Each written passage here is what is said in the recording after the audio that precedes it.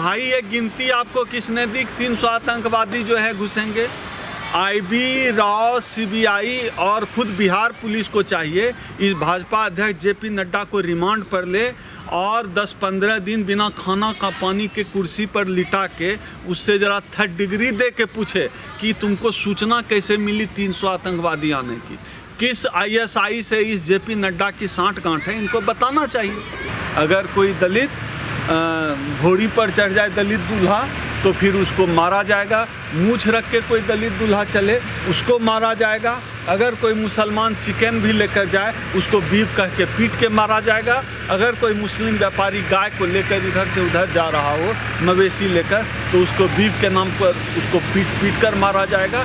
ये पूरा उत्तर प्रदेश ही दलित और मुसलमानों की कब्रगाह बन गया है, प्रयोगशाला है। इस पर योगी जी प्रयोग करते रहते हैं। असल में जब बीजेपी कहती है सबका साथ सबका विकास तो उसके अंदर जो अंतर्निहित होता है उस नारे का जो कंटेंट है वो ये है, सवर्णों का साथ सवर्णों का विकास। और अब वो नारा और बदल गया है, ठाकुरों का साथ ठाकुरों का विकास।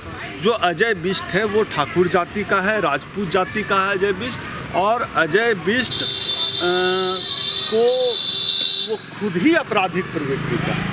इस देश में सिर्फ मुसलमानों के दाढ़ी रखने पर क्यों रोक है? कोई चंदन लगा कर जाएगा उस पर क्यों रोक नहीं है? चंदन भी तो विजिबल है, चंदन भी तो किसी एक धार्मिक प्रतीक से जुड़ा हुआ है।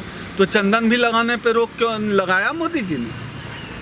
चंदन लगाने पर, चंदन टीका लगाने पर रोक क्यों नहीं लगाया? टीक रखने पर, ये जो टीक रखते हैं तिलकधारी लोग, चोटी रखते हैं, वो चोटी रखने पर रोक क्यों नहीं लगाया है? जनेऊ पहनने पर रोक क्यों नहीं लगाया? हाथों में जो धागे पहनते हैं रंग बिरंगे पाचक जैसे, उस धागा पहनने पर रोक क्यों नहीं लगाया है? उस पर भी रोक लगाएं तो दाढ़ी बढ़ाने पर भी रोक लगे। दाढ़ी क्यों नहीं बढ़ा सकते हैं? बिल्कुल बढ़ा सकते हैं। अगर कोई चंदन टीका लगा सकता है, अगर कोई चुटिया रख सकता है पुलिस फोर्स में रह के, तो कोई दाढ़ी भी बढ़ा सकता है। ये कॉमन सेंस की बात है।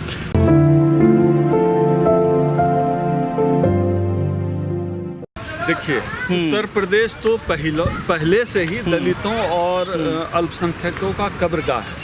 यह वही उत्तर प्रदेश है जहां अखलाक की चीज में मीट बीफ जो भी रहा खाना की वजह से उस उत्तर प्रदेश में विभत्स तरीके से हत्या कर दी गई। उस उत्तर प्रदेश में जो कि मुसलमानों के खिलाफ नफरत की प्रयोगशाला है, उस उत्तर प्रदेश में मुसलमान दाढ़ी कैसे रख सकता है?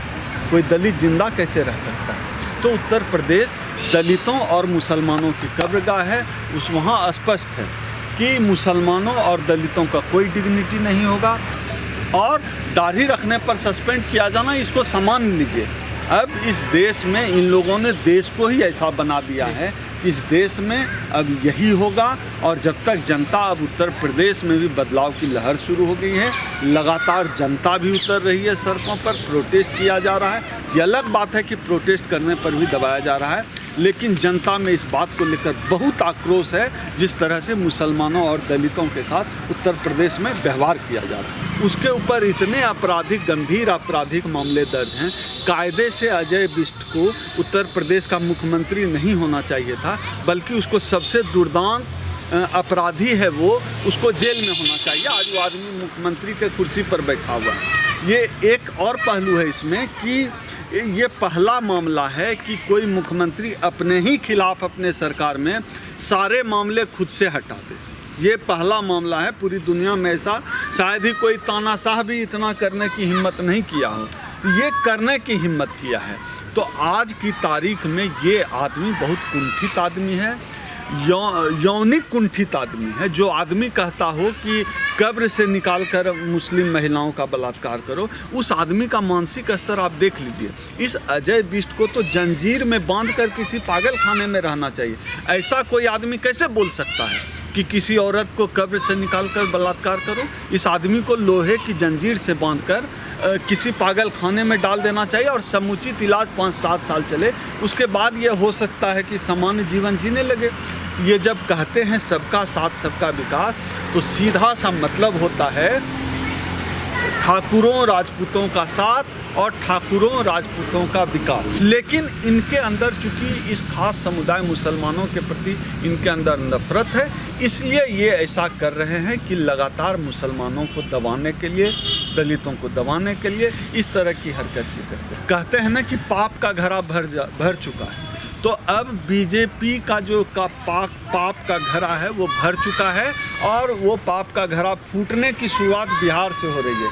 आप बिहार में देखिए किस तरह बदलाव की बयार बही है, किस तरह लोग तेजस्वी का एक हीरो की तरह स्वागत कर रहे हैं, किस तरह पीएम मोदी की सभा में कुर्सियां खाली रह रही हैं।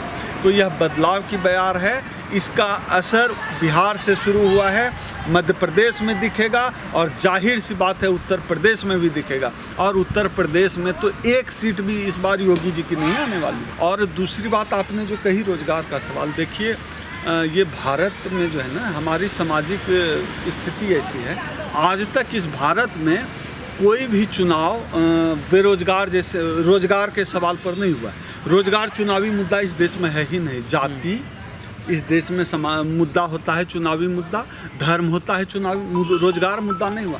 लेकिन पहली बार ऐसा हो रहा है 2020 में कि रोजगार चुनावी मुद्दा बन रहा है। बिहार में देखिए रोजगार की जंग चल रही है। तेजस्वी कहते हैं 10 लाख रोजगार देंगे, नीतीश कहते हैं कहाँ से देगा 10 लाख रोजगार, फिर बीजेपी अपने घोषणा पत्र में कहती है 19,000 रोजगार देंगे। जाहिर सी बात है रोजगार अब एक सवाल बन गया है और यह असर आपको दिखेगा। ये चाहे अब इनका हिंदू मुस्लिम का कार्ड भी पुराना हो गया, जनता भी अब समझने लगी है। आप देखिए हिंदू मुस्लिम करेंगे, पाकिस्तान लाएंगे, फिर कहेंगे आतंकी हमला होने वाला है, फिर कहेंगे कि आईबी की रिपोर्ट है कि मोदी की जान को खतरा है। इस तरह की नौटंकी भाजपा करती है। आपने ठीक कहा, ये उन्हीं सवालों को, जनता के जो बुनियादी सवाल हैं, जनता की सुरक्षा का सवाल, स्वास्थ्य का सवाल, शिक्षा का सवाल, अस्मिता का सवाल, उन सवालों पर पर्दा डालने के लिए कभी पाकिस्तान लाएंगे, कभी आतंकवादी लाएंगे, कभी कुछ लाएंगे, कभी हिंदू मुस्लिम लाएंगे। और यार सबसे शर्मनाक तो ये है कि जब जब भाजपा सत्ता में आती है देश का हिंदू खतरे में आ जाता है। ये कैसी सरकार है? आप हिंदू समर्थक हैं और आपकी सरकार बनती है तो हिंदू खतरे में आ जाता है। ये कैसा नाटक है? तो देश के जो तथाकथित रूप से जो हिंदू हैं उनको भी अब सोचना चाहिए कि भाजपा की सरकार, भाजपा वालों को वोट दें कि नहीं दें, क्योंकि भाजपा को सरकार में लाते ही हिंदू धर्म, इनका हिंदुत्व तो खतरे में पड़ जाता है। और आज ये 300 आतंकवादी मिलने की घोषणा, घुसने की का भय दिखा रहे हैं बिहारियों को। ये बताएं कि इतना RDX लेके कश्मीर में कैसे घुसे थे आतंकवादी, जो हमारे 40 जवान शहीद हुए थे। क्या कनेक्शन है इनका आतंकवादियों से? क्यों नहीं ये पुलवामा घटना के 2 साल होने जा रहे हैं, क्यों नहीं ये जांच करवा रहे हैं पुलवामा घटना के? इनको सूचना कहाँ से मिली 300 आतंकवादी? मुझे लगता है पुलिस अगर ठीक से, पुलिस अगर मेरा बयान कोई वरिष्ठ पदाधिकारी आपके चैनल के माध्यम से देख रहे हों, उनको मेरी बात को संज्ञान में लेकर JP नड्डा से पूछताछ करनी चाहिए कि उनको ये सूचना कहाँ से मिली कि 300 आतंकवादी घुसने वाले हैं।